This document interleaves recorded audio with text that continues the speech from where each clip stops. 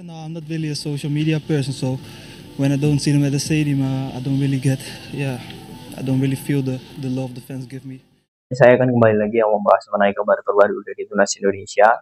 Ini akan menjadi pembahasan yang sangat seru. Mengapa? Karena saya akan mencoba membongkar bagaimana kekuatan Timnas di kualifikasi Piala Dunia ronde ketiga 28 Juni. Ya, ini nanti akan ada pembagian pot. Indonesia berada di pot 4 karena memang dilihat rankingnya ya. Indonesia ini sedikit aneh lah. Karena kita 133 ya. Kemudian yang lolos di ronde ketiga ini rata-rata peringkatnya itu 25 FIFA ya, 100 ya. Artinya memang kita ini peringkat yang memang bisa dikatakan itu sangat rendah, tetapi dari segi kekuatannya itu tidak bisa disepelekan. Nah, ini adalah Timnas Indonesia, negara debutan di ronde ketiga yang memang di sini sangat disegani oleh negara-negara lain. Nah, oke. Membahas mengenai Timnas Indonesia, tentu ya kalau dilihat dari skuadnya saat ini ada beberapa PR ya, yakni di lini depan khususnya. Sintayong pun juga sudah mengatakan bahwa PR kita ini ada di lini depan, dan lini depan ini bukan lagi PR kita ini di lini depan, dan lini depan ini bukan menjadi apa ya, bisa dibilang kesalahan-kesalahan ataupun kekurangan yang mengakar, tetapi memang sudah menjadi kebutuhan bahwa striker kita ya untuk saat ini memang belum menunjukkan begitu dalam ya bagaimana tajinya. Ada sosok Dimas Derajat tetapi belum bisa ya menjawab ya keinginan Sintayong. Ragnar oke, dari individual possession dia sudah bagus. Rafael Struijk juga sama ya, tetapi sebagai seorang target man ya Sintayong masih membutuhkan sosok Ole Romeni dan kawan-kawan. Nah, ini yang diusahakan saat ini oleh PSSI. Dan kabar terbaru ya, PSSI pun selaku federasi tertinggi sepak bola Indonesia ini sudah mengabarkannya. Bapak Erick Thohir pun juga sudah mengatakan bahwa dia akan tetap ya fokus pada tujuan bahwa kalau Indonesia bisa lolos di 2026, kenapa harus menunda di 2030? Artinya memang Piala Dunia ini tidak main-main, targetnya ini tidak main-main. Yang jelas saya sangat yakin sekali ya antara Ole Romeni ataupun beberapa pemain striker lain ini akan menjadi opsi Sintayong ya. Karena apa? Di timnas kali ini kita sangat membutuhkan ya. Ada beberapa pemain seperti Ilyas Alhaf, kemudian Ole Romeni, kemudian ada juga Delano Ladan. Semua itu pemain-pemain potensial menurut saya. Dan ini bisa menjadi kesempatan bagi para pemain tersebut ya di bulan-bulan ini, bulan depan. Ini untuk unjuk gigi bersama klubnya. Karena sekali lagi ini sangat diperlukan oleh timnas Indonesia. Oke.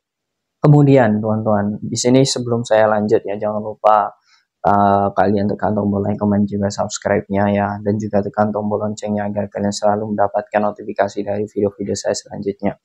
Ada beberapa pemain lagi yang di sini pun bukan hanya mereka ya di posisi striker. Sintayong jelas ingin memperdalam kedalaman skuadnya itu dari beberapa lini. Ada 4 pemain.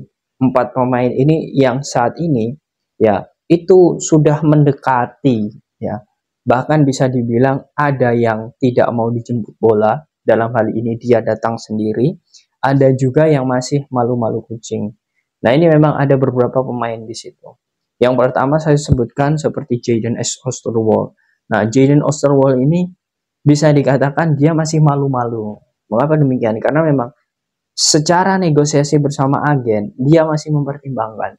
Tetapi ketika Indonesia lolos di ronde ketiga, kemudian permainan levelnya sudah meningkat, dia mengunjungi Indonesia, kemudian dia liburan ke Indonesia. Jelas tujuannya untuk melepas penat karena kompetisi sudah usai. Tetapi yang menjadi tanda tanya, kenapa yang dipilih di Indonesia? Tentu karena garis histori hidupnya, ya kemudian sejarah dirinya ya, mengapa dia dilahirkan dan lain sebagainya. Karena itu keterkaitan kuat dengan Indonesia.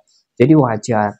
Oke, ini masih pemain ini menurut saya masih malu-malu. Kemudian ada Kevin Dix. Kevin Dix jelas ya secara persaingan di Liga Belanda, timnas Belanda itu sepertinya akan sangat-sangat sulit.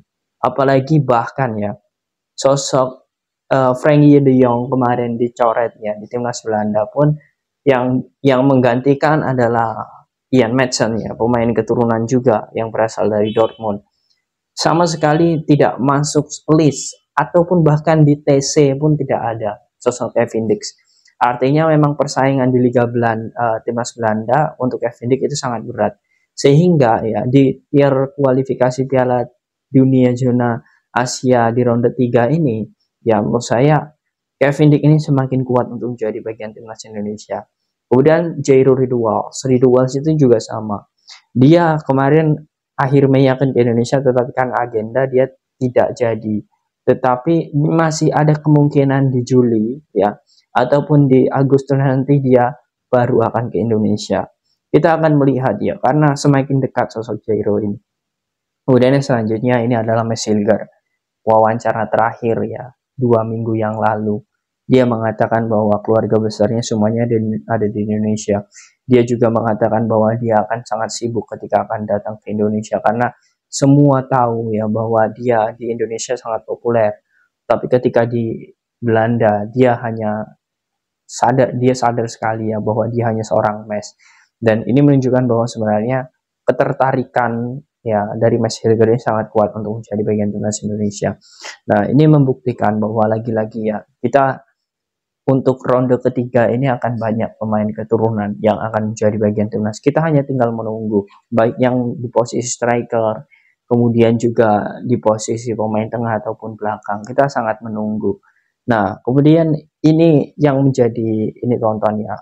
Pertanyaan, Bang, kemarin sosok Jordi Amat kartu merah. Artinya memang besok ya di pertandingan tanggal 5 September ya, itu pertandingan pertama timnas, itu Jordi masih belum main karena masih ada akumulasi kartu merah pertama, kemudian besok itu tidak bisa bermain di leg pertama. Kemudian Justin Hubner itu 2 kali kartu kuning ya, jelas ya dia tidak bisa bermain ya. Irak dia dapat kartu kuning, kemudian kemarin saat melawan Filipina juga dapat kartu kuning. Artinya memang Justin Hubner juga absen di pertandingan pertama. Nah, apakah kita masih membutuhkan sosok Elkan Bagot? Nah, ini jawaban yang menurut saya harus tepat dijawab. Jawabannya jelas iya. Ya, Elkan Bagot masih dibutuhkan.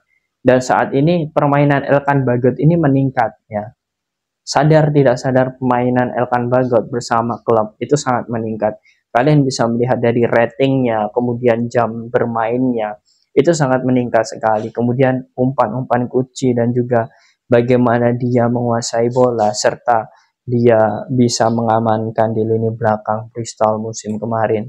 Itu sudah membuktikan bahwa Elkan Bagot ini pemain kunci.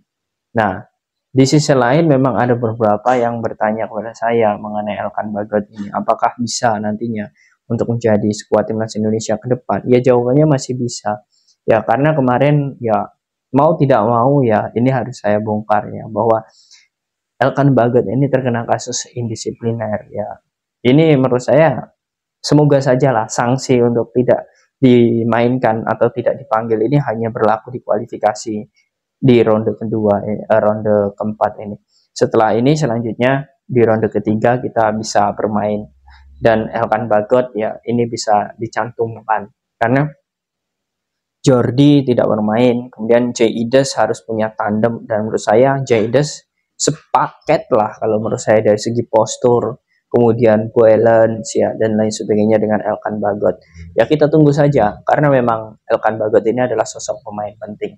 Oke, jadi kesimpulan yang saya bahas saat ini ya banyaknya ya minat dari para pemain keturunan untuk membela timnas Indonesia saat ini itu tak terlepas ya dari level timnas Indonesia yang saat ini sudah naik. Apapun yang terjadi ke depan ya kita harus hadapi bersama dan semoga saja timnas Indonesia ini dengan banyaknya pemain keturunan yang akan menjadi bagian timnas nantinya itu tidak menyurutkan para pemain lokal untuk selalu berkompetisi dengan baik di level klub maupun di timnas agar bisa masuk di dalam starter timnas Indonesia. Nah, bagaimana menurut kalian teman-teman dengan persaingan ya di lini depan, kemudian tengah dan juga belakang timnas Indonesia. Apakah kalian yakin dengan banyaknya pemain keturunan nanti Indonesia bisa lolos di Piala Dunia 2026? Silahkan kalian tulis di kolom komentar.